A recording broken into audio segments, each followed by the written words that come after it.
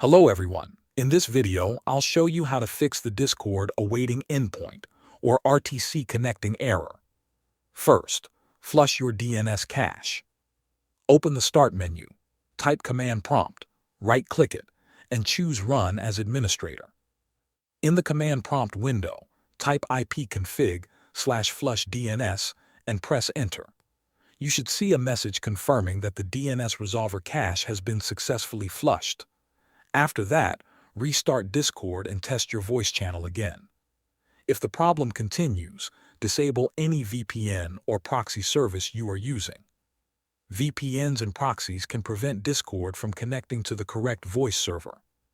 Next, try changing the voice channel region. If you have permission to edit the channel, open the channel settings, find the region override option, and switch it to another location such as US Central or Europe.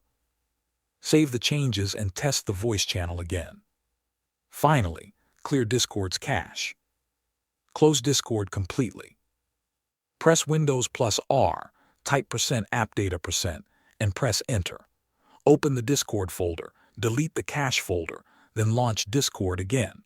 This removes temporary files that may be causing connection problems. Thanks for watching.